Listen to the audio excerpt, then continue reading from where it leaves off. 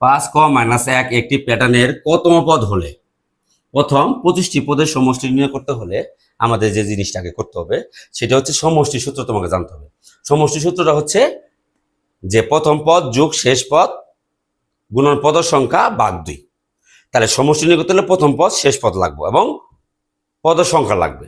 তাহলে এখানে কি বলছে কত পদ দেওয়া আছে কত। তাহলে এখানে আমাদের যে জিনিসটা দেওয়া আছে সেটাকে লিখে নিব আমরা, যে দেওয়া আছে কতম পদ কত 5 ক বিয়োগ 1। এখন সমষ্টি নির্ণয় করতে গেলে আমাদের এই যে তম পদ দেওয়া আছে সেখান থেকে প্রথম পদ এবং শেষ পদটা বের করে নেব।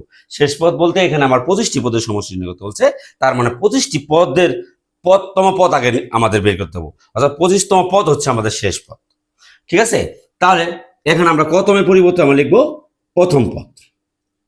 তাহলে এখন ক এর পরিবর্তে আমরা প্রথম বলতে ক্রমবাচক সংখ্যা 1, তাহলে ক এর পরিবর্তে লিখবো আমরা 1। তাহলে 5 থেকে 5 আর 1 বিয়োগ করলে 4। আবার এখানে যদি তাহলে শেষ পদ বলতে এখানে কত 25তম পদ, তাহলে আমরা লিখবো 25তম পদ।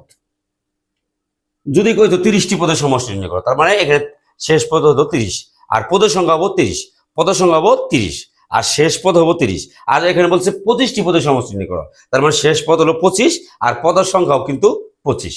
তাহলে 25তম পদ হবে তাহলে কত, এই যে এখানে মান বসে দাও, তাহলে 5 গুণন ক এর মান হবে 25তম, অর্থাৎ 25তম পদ বলতে এখানে আমার শেষ পদকে বুঝাতেছে বিয়োগ 1।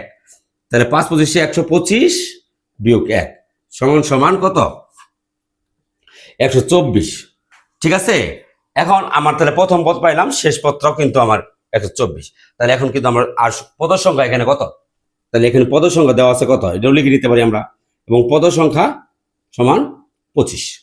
তাহলে আমরা সমষ্টি সূত্র জানি কি, যে আমরা জানি সমষ্টি সূত্র হলো যে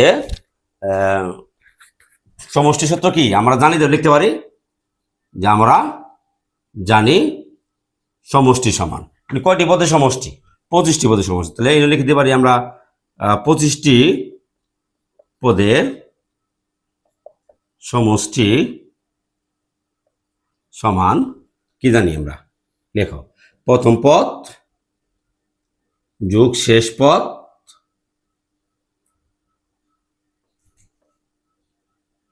গুণন পদের সংখ্যা ভাগ 2।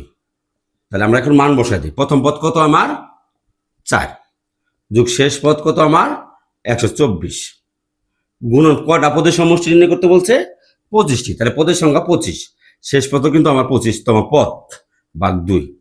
তাহলে আমরা যোগ যদি করি 124 128 গুণন 25 বা কত 2 দিয়ে ভাগ করলে কত 6 দুগুণে 12 4 দুগুণে 8 64।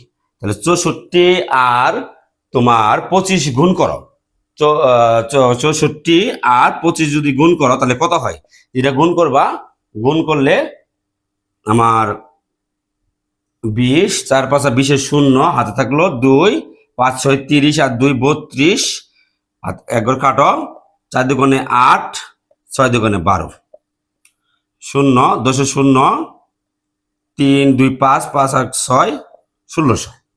তাহলে আমার এইখানে কিন্তু সমষ্টি বের হয়ে গেল কিন্তু 1600। তার মানে 25টি পদের সমষ্টি হচ্ছে আমার 1600। আশা করি বুঝতে পেরেছো। ধন্যবাদ সবাইকে।